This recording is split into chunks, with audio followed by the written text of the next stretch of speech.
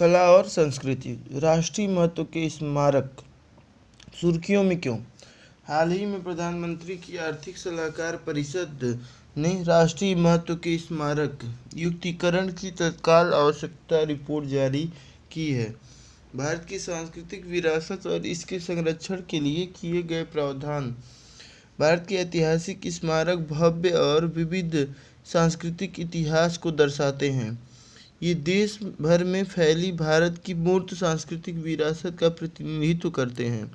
इन स्मारकों में से 32 यूनेस्को की विश्व धरोहर सूची में शामिल है। गौरतलब है कि यूनेस्को की विश्व धरोहर सूची में भारत से कुल 40 धरोहर शामिल हैं।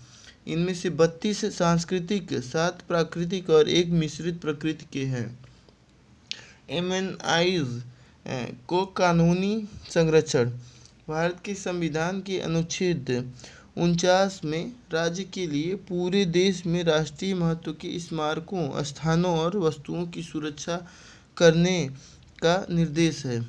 इस प्रकार भारत के ऐतिहासिक और पुरातात्विक खजाने का बेहतर रूप से संरक्षण करने के लिए प्राचीन स्मारक तथा पुरातत्वीय स्थल और अवशेष अधिनियम 1958 को लागू किया गया है। एएमएएसआर अधिनियम 2010 में संशोधित उन प्राचीन ऐतिहासिक स्मारकों तथा पुरातात्विक स्थलों एवं अवशेषों का संरक्षण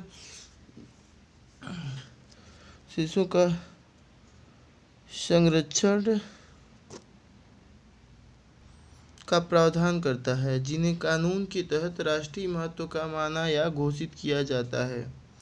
एमएनआई का प्रबंधन। संस्कृति मंत्रालय भारतीय पुरातत्व सर्वेक्षण के माध्यम से राष्ट्रीय महत्व के सभी केंद्रीय संरक्षित स्मारकों का प्रबंधन करता है। राष्ट्रीय महत्व के स्मारक माने गए घोषित तो एएमएएसआर अधिनियम की धारा 3 के तहत इसमें सभी प्राचीन और ऐतिहासिक स्मारक, पुरातात्विक स्थल तथा अवशेष शामिल हैं, जिन्हें निम्नलिखित द्वारा घोषित किया गया है। प्राचीन और ऐतिहासिक स्मारक तथा पुरातत्वीय स्थल और अवशेष राष्ट्रीय महत्व की घोषणा अधिनियम 1951 या राज्य पुनर्गठन अधिनियम 1956 की धारा 126 के अनुसार राष्ट्रीय महत्व के प्राचीन स्मारकों की घोषित। एएमएएसआर अधिनियम की धारा 4 के तहत इसमें कोई भी प्राचीन स्मारक या पुरातात्विक स्थल और अवशेष शामिल हैं, जो केंद्र सरकार द्वारा आधिकारिक राजपत्र में अधिसूचना के माध्यम से घोषित किए गए हैं और राष्ट्रीय महत्व से संबंधित धारा 3 में शामिल नहीं है। भारतीय पुरातत्व सर्वेक्षण। इसकी स्थापना 1861 में की गई थी। यह संस्कृति मंत्रालय का एक संलग्न कार्यालय है। यह पुरातात्विक अनुसंधान और सांस्कृतिक विरासत का संरक्षण करने वाला देश का प्रमुख संगठन है। यह राष्ट्रीय महत्व के केंद्रीय संरक्षित स्मारकों, स्थलों की सुरक्षा, संरक्षण और रखरखाव के लिए उत्तरदायी है। इनमें 24 विश्व धरोहर संपत्तियां भी शामिल हैं। अगस्त 2022 तक भारत में एएमएएसआर अधिनियम 1958 के तहत 3695 एमएनआई थे। इसके अलावा देश में 4500 से अधिक राज्य संरक्षित स्मारक हैं।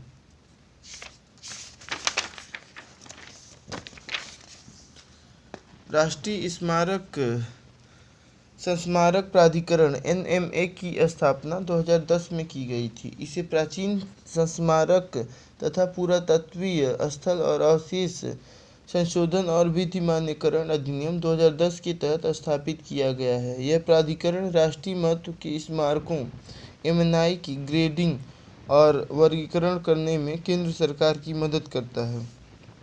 एनएमए निषिद्ध और विनियमित क्षेत्रों की सीमाओं की भी देखरेख करता है।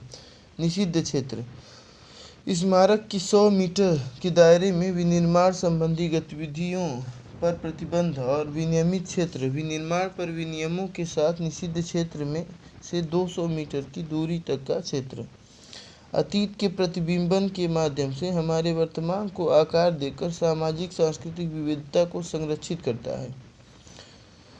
सतत समुदायों के निर्माण में शिक्षा का स्रोत है।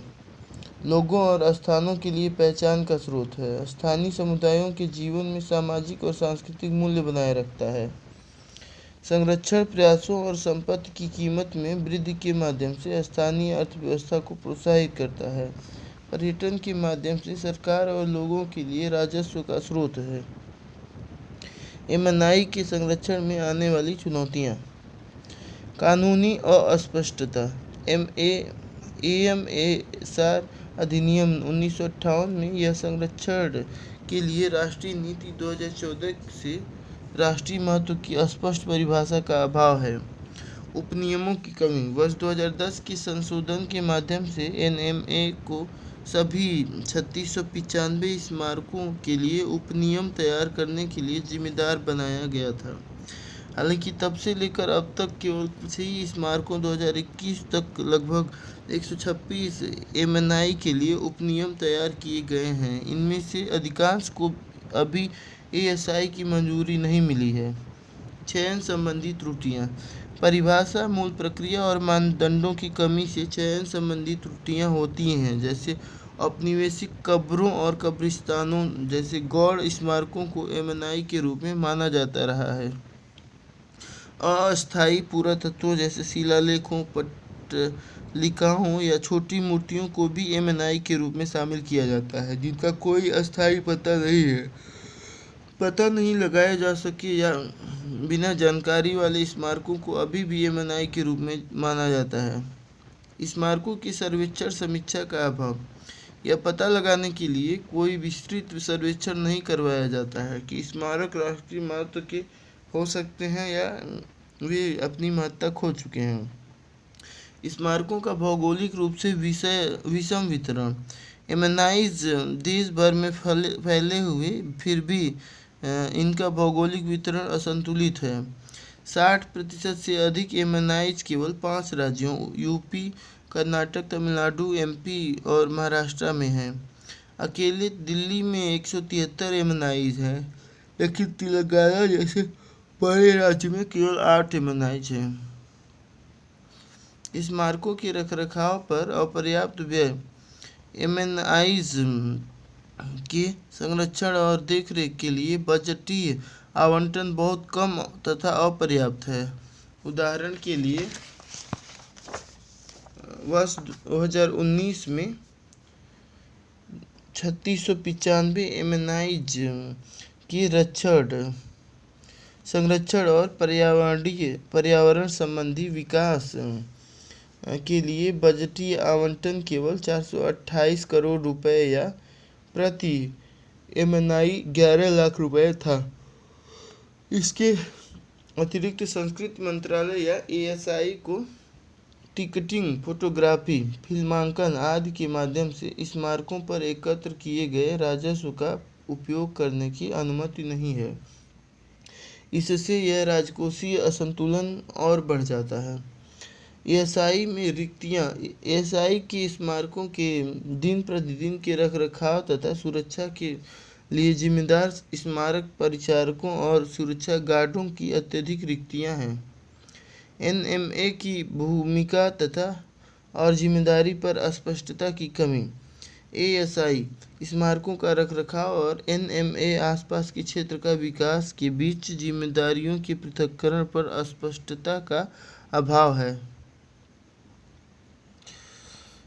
भारत के ऐसे स्मारक जिनकी कोई जानकारी नामौजूद नहीं मिली है। 92 नामौजूद स्मारक। वर्ष 2013 में नियंत्रक एवं महालेखा परीक्षक के स्मारकों और पुरावशेषों के रक्षण एवं संरक्षण के प्रदर्शन ऑडिट में केवल 1655 स्मारकों के भौतिक निरीक्षण के आधार पर 92 एमएनआईज को नामौजूद पाया गया। भारतीय पुरातत्व सर्वेक्षण ने भौतिक रूप से अस्तित्व में रहे 42 स्मारकों, शहरीकरण के कारण प्रभावित 14 स्मारकों तथा जलाशय बांधों के नीचे डूबे हुए 12 स्मारकों का पता लगाया है, उनकी पहचान की है।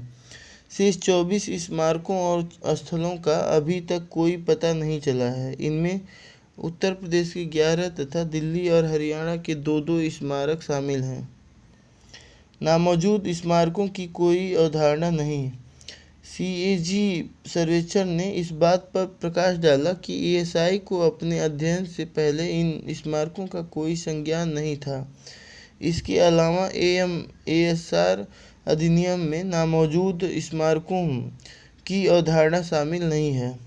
AMASR अधिनियम की धारा 35 में उन स्मारकों को राष्ट्रीय महत्व की सूची से हटाने का प्रावधान किया गया है जो किसी कारण से राष्ट्रीय महत्व के नहीं रह गए हैं। आगे की राह। स्मारकों को राष्ट्रीय महत्व का घोषित करने के लिए उचित परिभाषा, स्पष्ट मानदंड और एक बहुस्तरीय प्रक्रिया होनी चाहिए। विश्व धरोहर स्थल पर यूनेस्को के परिचालन संबंधी दिशा निर्देश इस संबंध में मदद कर सकते हैं। कैग के ऑडिट सर्वेक्षण में शामिल नहीं किए गए शेष CPMs के सर्वेक्षण के माध्यम से MNI सूची की तत्काल जांच और युक्तिकरण किया जाना चाहिए। इसके अलावा भविष्य में ASI प्रत्येक MNI की विशेषताओं, छवि, सटीक स्थान आदि की डिजिटल लॉगबुक को बनाए रख सकता है। साथ ही ASI ने अनिवार्य निश्चित समय में सर्वेक्षण कराया जा सकता है। इससे स्मारक विशिष्ट, निषिद्ध और विनियमित क्षेत्रों को बनाए रखने में मदद मिलेगी। साथ ही स्मारकों के पास रहने वाले निवासियों के लिए संपूर्ण अनुमोदन प्रक्रिया का डिजिटलीकरण करने में सहायता भी प्राप्त होगी। केंद्र और राज्यों के बीच महत्वपूर्ण मुद्दों के समन्वय एवं समाधान के लिए राज्य स्तरीय समन्वय समितियों का गठन करना चाहिए। साथ ही स्थानीय महत्व के स्मारकों को उनके संरक्षण और रखरखाव के लिए संबंधित राज्यों को सौंप दिया जाना चाहिए। वैज्ञानिक उपकरणों और अभिलेखीय रिकॉर्ड का उपयोग करके नामौजूद स्मारकों का पता लगाया जाना चाहिए। उदाहरण के लिए पुराने राजस्व रिकॉर्ड, राजस्व मानचित्र तथा प्रकाशित रिपोर्ट्स की मदद से उपग्रहों का उपयोग करना चाहिए तथा क्षेत्र अन्वेषण और नियमित सर्वेक्षण किए जाने चाहिए। NMA को ASI के तहत एक स्वायत्त निकाय बनाकर उसे सशक्त बनाना चाहिए। साथ ही स्मारकों के रखरखाव की जिम्मेदारी ASI से लेकर NMA को दी जानी चाहिए। ASI का मुख्य ध्यान पुरातत्व अनुसंधान, उत्खनन, जीर्णोद्धार और संग्रहालयों के रखरखाव पर होना चाहिए। रिक्त पदों को भरना चाहिए तथा स्वच्छता के नियमित निरीक्षण के साथ MNI पर 24 घंटे नज़र रखने के लिए प्रौद्योगिकी का उपयोग करना चाहिए। स्थानीय पंचायतों और पुलिस को भी स्मारकों की सुरक्षा में शामिल किया जा सकता है। यदि आवश्यकता हो तो इस संबंध में AMASR अधिनियम में संशोधन किया जा सकता है। MNIs की सुरक्षा, संरक्षण तथा जीर्णोद्धार हेतु विशेष बजट आवंटन के माध्यम से निधि आवंटन में वृद्धि करनी चाहिए। टिकट, कार्यक्रमों, शुल्क आदि के माध्यम से MNI के लिए नए राजस्व स्रोतों को आरंभ करना चाहिए। साथ ही स्थानीय लोगों, गैर सरकारी संगठनों और समाजों जैसे INTEC की भागीदारी को प्रोत्साहित करना चाहिए। संस्कृति मंत्रालय और ASI के साथ पर्यटन मंत्रालय की एडेप्ट अ हेरिटेज पहल इसका एक उदाहरण है।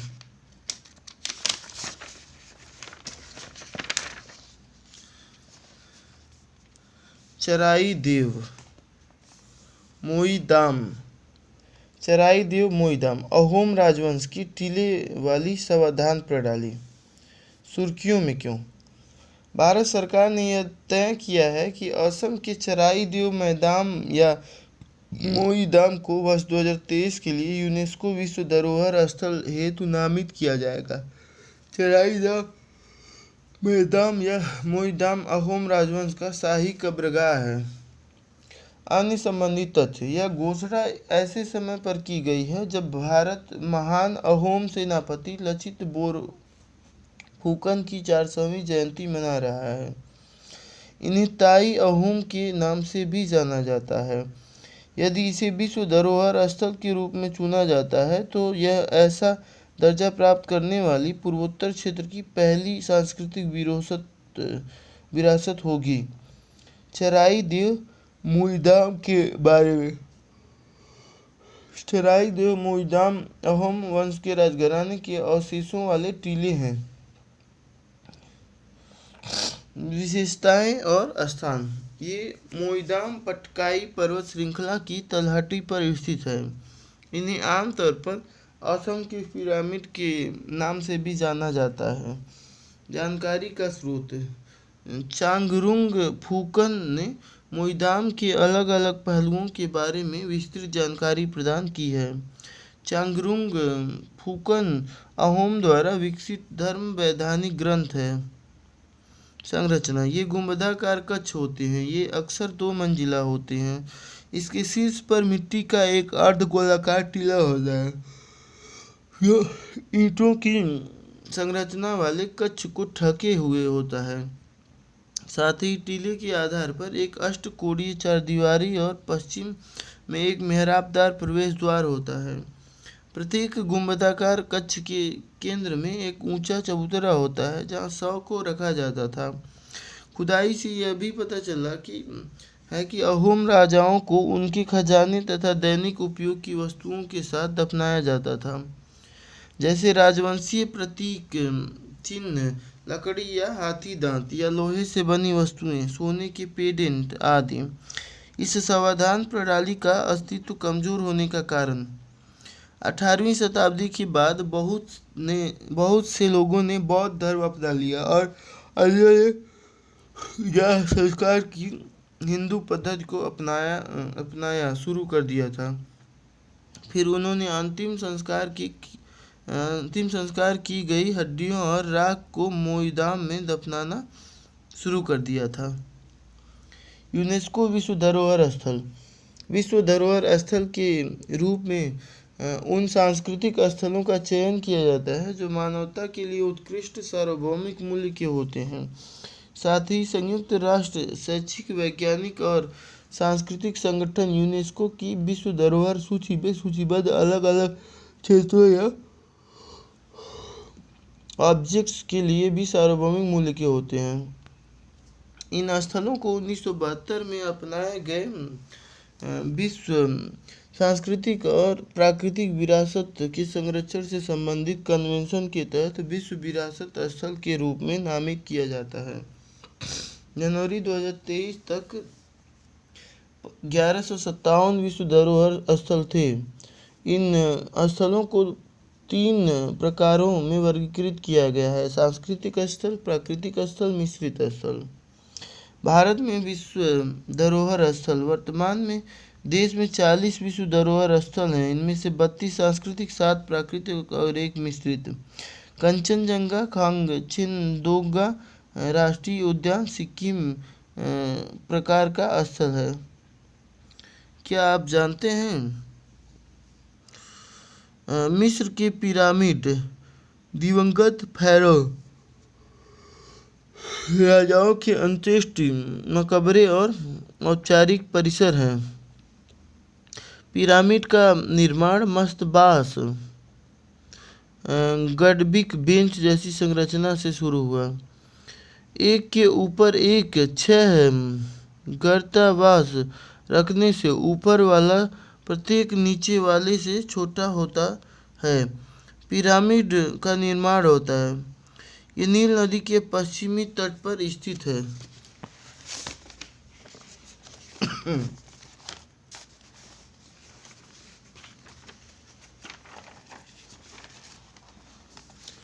मोइदाम निर्माण के चरण। अवधि। उपयोग की जाने वाली सामग्री 13वीं शताब्दी से 17वीं शताब्दी ईस्वी। निर्माण के लिए लकड़ी का उपयोग प्राथमिक सामग्री के रूप में किया जाता था। 18वीं शताब्दी के बाद निर्माण के लिए अलग अलग आकारों की पत्थर और पक्की ईंटों का उपयोग किया जाने लगा था। अहोम राजवंश। अहोम राजवंश की स्थापना छो-लुंग-सुकफा ने 1228 ईस्वी में की थी। वह मोंग माओ का शान राजकुमार था। वह पटकाई पर्वत को पार करके म्यांमार से असम आया था। अहोम वंश की पहली राजधानी चराई देव गुवाहाटी के पूर्व में थी। चराई देव का अर्थ है पहाड़ के ऊपर बना चमकदार नगर। 16वीं शताब्दी में सुहुंगमुंग के शासनकाल में अहोमों ने चुटिया और कछारी राज्यों के क्षेत्रों पर अधिकार कर लिया था।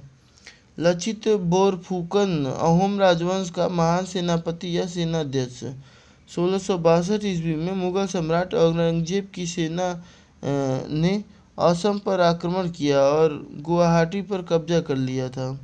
सराय घाट की लड़ाई 1671 में लचित बोरफुकन ने मुगल सेना को हरा दिया था और मुगलों द्वारा कब्जा किए गए क्षेत्रों को पुनर्प्राप्त कर लिया था। प्रशासन अहोम राजा को स्वर्गदेव के नाम से जाना जाता था। मंत्रिपरिषद को पात्र मंत्री कहा जाता था।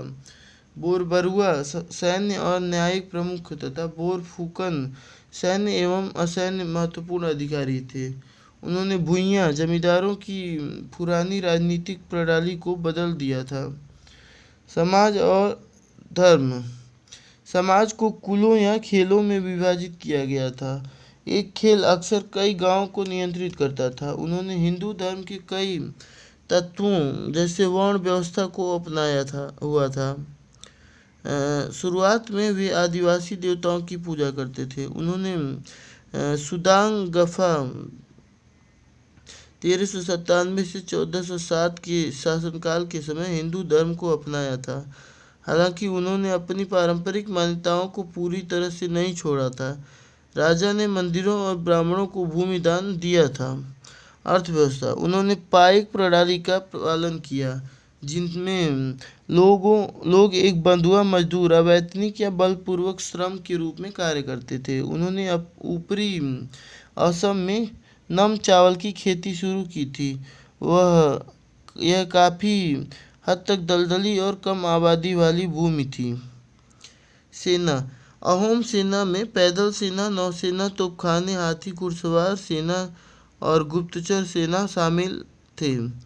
पाइक प्रणाली के तहत भर्ती हुए वयस्कों का लड़ाकों के रूप में उपयोग किया जाता था।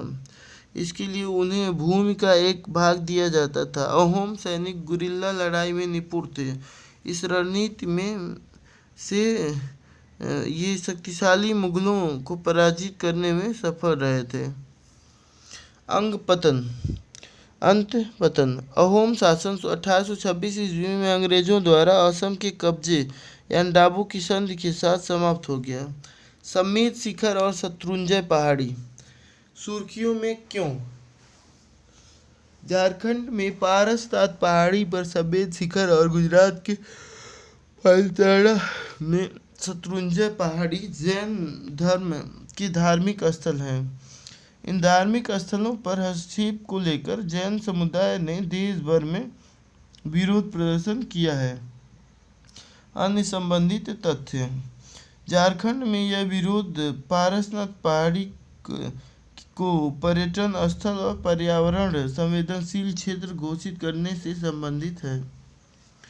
पारसनाथ 1365 मीटर झारखंड की सबसे ऊंची पर्वत चोटी है।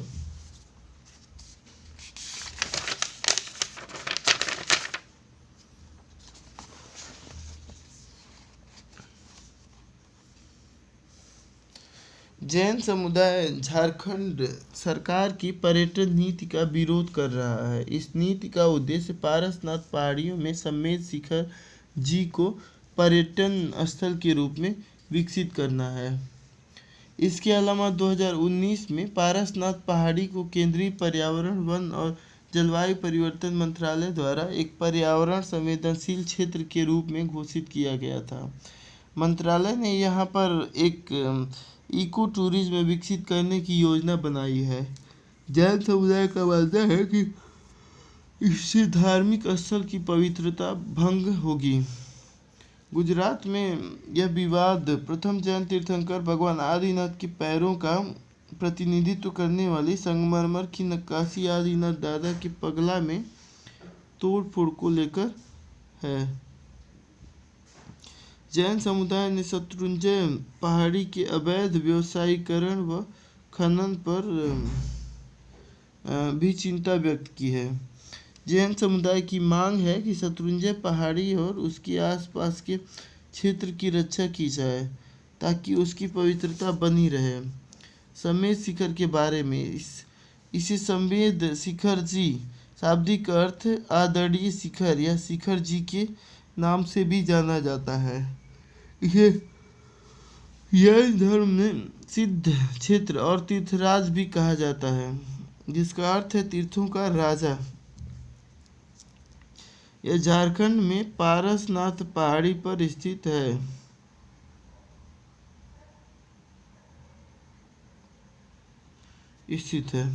इसका नाम 23वें जैन तीर्थंकर पार्श्वनाथ के नाम पर रखा गया है। ऐसा माना जाता है कि 24वें तीर्थंकर जैन तीर्थंकर भगवान ऋषभ देव, भगवान वासुपूज्य, भगवान नेमिनाथ और भगवान महावीर को छोड़कर इस शिखर पर मोक्ष प्राप्त कर चुके हैं।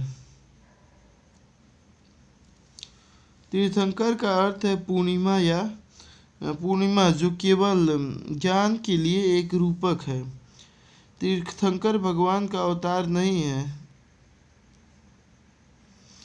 वह एक साधारण आत्मा है जो एक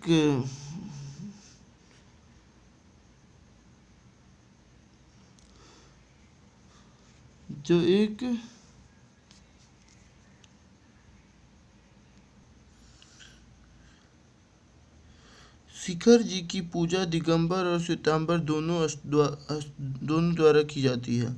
शिखर जी श्वेतांबर पंचतीर्थ 5 प्रमुख तीर्थस्थल का भी हिस्सा है।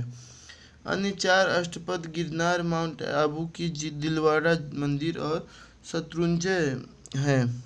शत्रुंजय की पहाड़ी के बारे में, यह गुजरात के भावनगर जिले के पालीताड़ा में स्थित है। इसे पुंडरीक गिर के नाम से भी जाना जाता है। पुंडरीक आदिनाथ के पोते थे।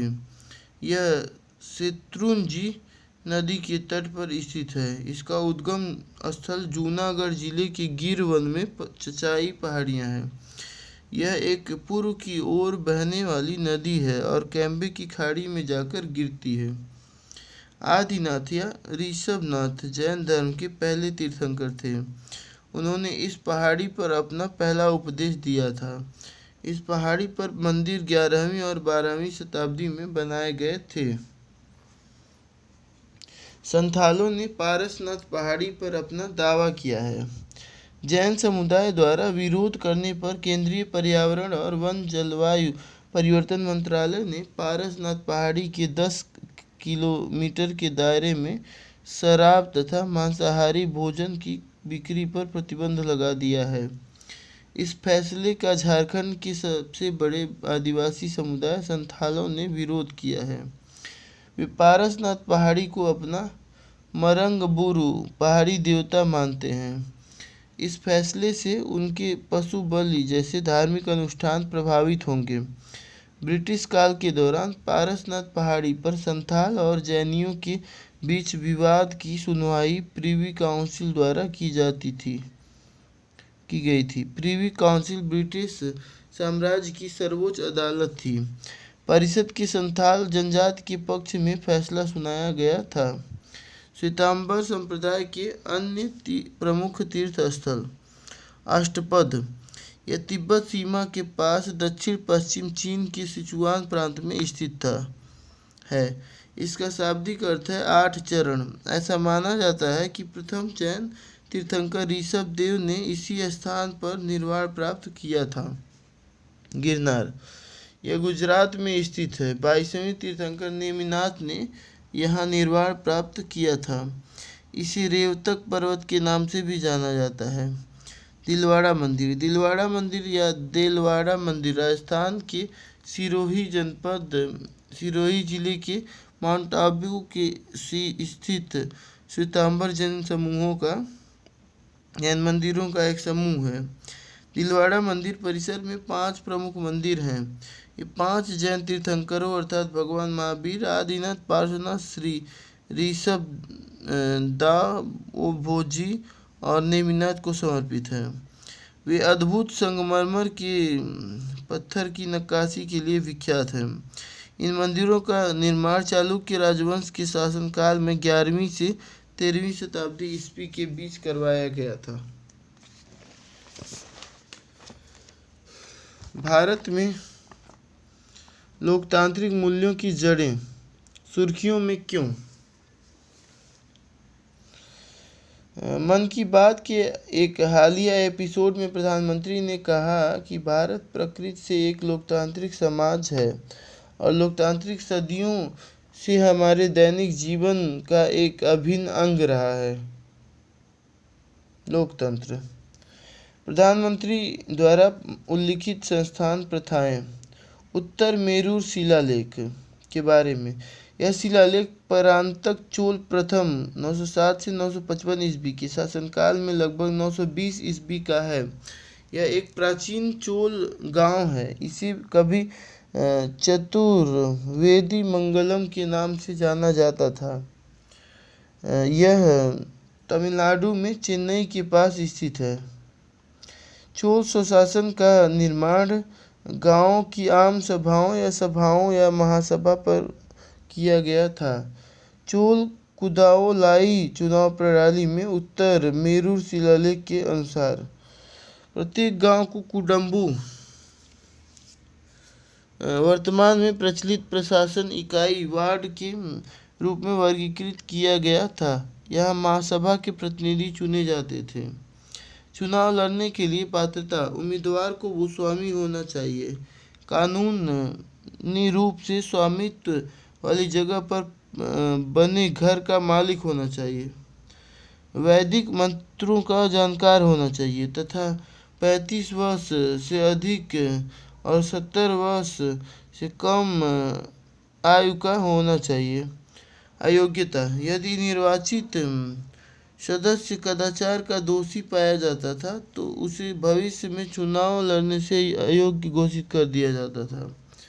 कदाचार के कृत्यों में रिश्वत लेना, दूसरे की संपत्ति का गबन करना आदि शामिल थे। लोकतांत्रिक मूल्य निर्वाचित प्रतिनिधि, मतदान अधिकार, निर्वाचित प्रतिनिधियों का आचरण आदि। भगवान बसवेश्वर का अनुभव मंडप। इसकी स्थापना भगवान बसवेश्वर ने दर्शन शास्त्र और अनुभव के लिए लोगों को एकत्रित करने हेतु की थी। संसदीय लोकतंत्र अनुभव मंडप मानव जाति के इतिहास में सबसे शुरुआती संसदों में से एक थी। असाधारण उपलब्धि वाले एक महान योगी प्रभुदेव इसके अध्यक्ष थे। भगवान बसव ने इसके प्रधानमंत्री के रूप में कार्य किया था। वर्तमान संसद और अनुभव मंडप के बीच केवल यही अंतर है कि अनुभव मंडप के सदस्यों को लोगों द्वारा निर्वाचित नहीं किया जाता था। उन्हें मंडप के उच्चाधिकारी चुनते या मनोनीत करते हैं। भगवान बसवेश्वर 1105 से 1167 ये 12वीं शताब्दी के महान कवि थे। उनका जन्म वर्तमान कर्नाटक में हुआ था।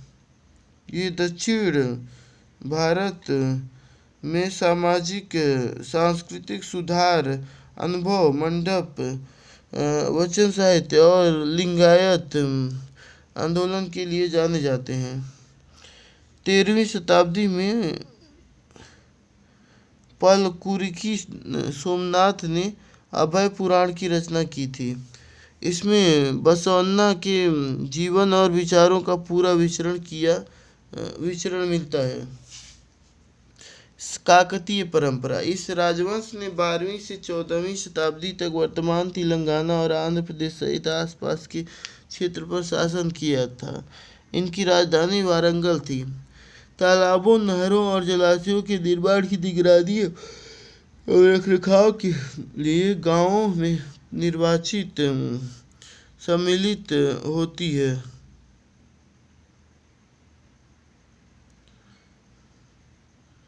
स्थानीय स्वशासन। भक्ति आंदोलन स्वतंत्रता और समितियां समानता की व्याख्याओं के समायोजन की सुविधा प्रदान की थी। साथ ही एक संघ परीक्षा लोकतांत्रिक समाज के उद्भव का मार्ग प्रशस्त किया गया। इसका उद्देश्य सामाजिक लोकतंत्र के आधार पर साम्यवादी समाज की स्थापना करना, महिलाएं समानता का अधिकार, धर्मनिरपेक्षता,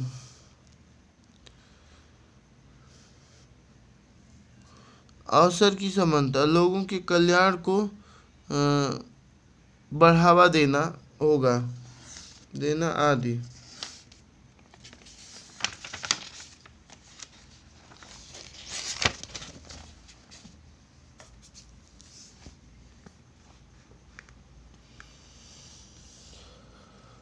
का सशक्तिकरण करना और सामुदायिक विकास का समर्थन करना था। प्राचीन भारत में लोकतांत्रिक मूल्यों के अन्य प्रमाण विवरण। प्राचीन भारत में लोकतंत्र के बारे में अथर्ववेद में सभा और समिति नामक दो तांत्रिक समितियों का उल्लेख मिलता है।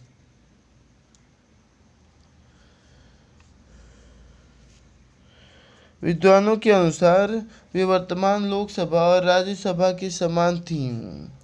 बौद्ध और जैन ग्रंथों में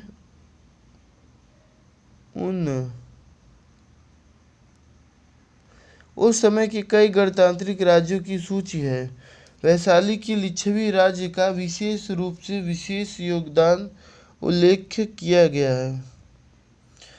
गांवों पर उनके निर्वाचित प्रतिनिधियों का उधार स्थित प्रतिनिधियों का शासन था। इस प्रकार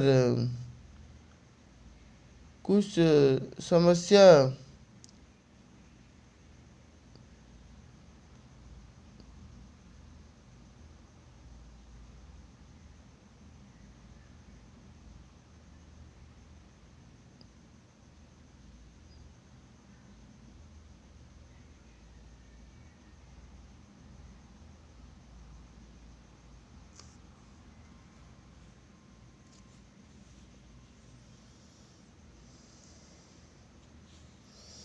महाभारत के शांति पर्व में गणतंत्रों का उन्हें प्रशासित करने वाली आवश्यक विशेषताओं के साथ उल्लेख किया गया है। लोकतांत्रिक मूल्य, वयस्क मताधिकार, निर्वाचित निकाय, स्थानीय स्वशासन, जीवन और व्यक्तिगत स्वतंत्रता का संरक्षण आदि। प्राचीन शाखाओं। प्राचीन शास्त्रों में लोकतंत्र के सिद्धांत। वेदों में गणतांत्रिक शासन के कम से कम दो रूपों का वर्णन किया गया है। पहले में निर्वाचित राजा शामिल होंगे और दूसरा जहाँ शक्ति एक परिषद या सभा में निहित होती है। राजा के कर्तव्य। आज के प्रधानमंत्री की तरह मंत्रिमंडल प्रणाली, संघवाद, नागरिकों के अधिकारों का संरक्षण, नागरिकों के उल्लंघन के लिए उपचार आदि। ऐतरेय ब्राह्मण। इसमें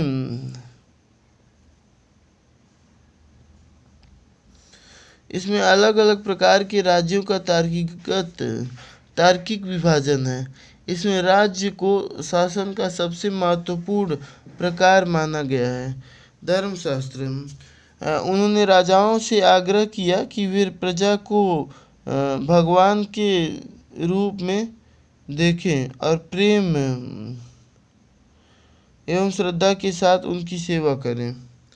अथर्ववेद। सभी मनुष्यों को भोजन और जल पर समान अधिकार है।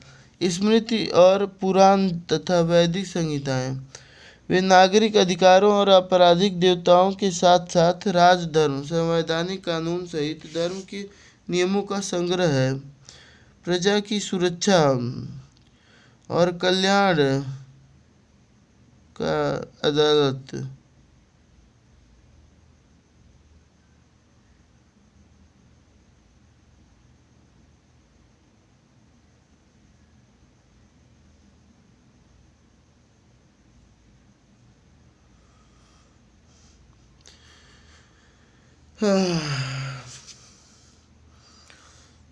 स्मृति और पुराण तथा वैदिक संहिताएं वे नागरिक अधिकारों और आपराधिक देयताओं के साथ साथ राजधर्म, संवैधानिक कानून सहित धर्म के नियमों का संग्रह है। राजा को धर्म के अनुसार शासन करना होता था। अनुच्छेद 13 की से समान जो लोगों के अधिकारों की सुरक्षा प्रदान करता है। प्रजा की सुरक्षा और कल्याण में असफल राजाओं को प्रजा, उदाहरण के तौर पर इस पुरुष राजवंश का राजा दुस्थितिरु द्वारा अपदम्य कर दिया जाता था। प्रणालियों के एकात्मक और संघीय ढांचे दोनों रूपों का उल्लेख मिलता है। कौटिल्य का अर्थशास्त्र अलग अलग विद्वान विभाग, रक्षा, राजस्व और कृषि सहित अन्य। पूर्वोत्तर भारत की जनजातियों के बीच लोकतांत्रिक परंपरा। मोनपा अरुणाचल प्रदेश का एक नृजातीय समुदाय है। इस समुदाय ने 11वीं शताब्दी के दौरान विकेंद्रीकृत स्वशासी परिषदों के साथ लोकतांत्रिक रूप से निर्वाचित ग्राम प्रमुखों की एक पहाड़ी स्थापित करना शुरू की थी। आदि जनजाति के गांव अरुणाचल प्रदेश के सियांग जिले में स्वशासित है तथा किसी भी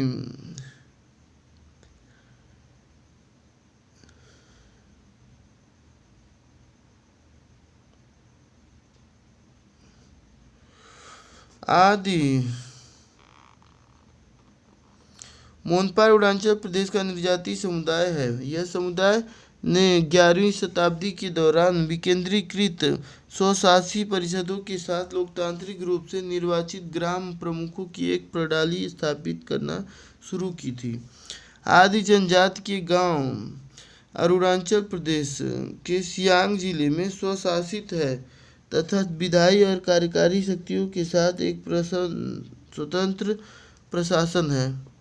त्रिस्तरीय स्थानीय सरकार तथा मूल प्राधिकरण की जिम्मेदारियां, चुनाव, कर्तव्य।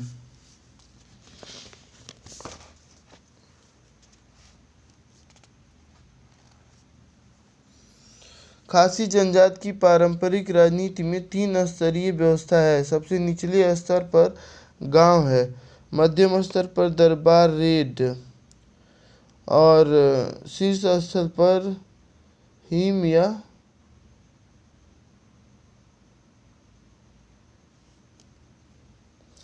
कई नागा जनजातियों में गांव के प्रमुख के पास सर्वोच्च अधिकार होने के बावजूद उसे प्राप्त अधिकार ग्राम परिषद की अनुरूपता के अधीन है। सुर्खियाँ, संक्षिप्त सुर्खियाँ। गुजरात में हड़प्पा स्थल पर उत्खनन। कच्छ जिले के जूना खटिया गांव में हुए उत्खनन में शवदाहों की कतारें मिली हैं। इस शवदाहों से कंकाल के अवशेष, चीनी मिट्टी के बर्तन, मनके के आभूषण, जानवरों की हड्डियां आदि प्राप्त हुए हैं। प्राप्त अवशेष 3200 ईसा पूर्व से 2600 ईसा पूर्व नगरी हड़प्पा काल के हैं। इसका कार्य अर्थ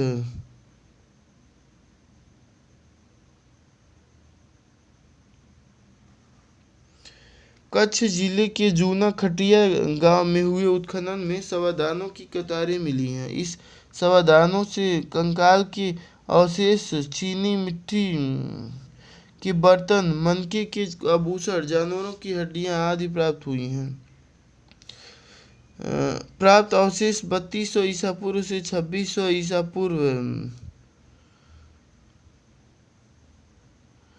नगरी हड़प्पा काल से। इसका अर्थ है ये राज्य में स्थित कई अन्य इकाइयों स्थानों की पूर्व तिथि के हों।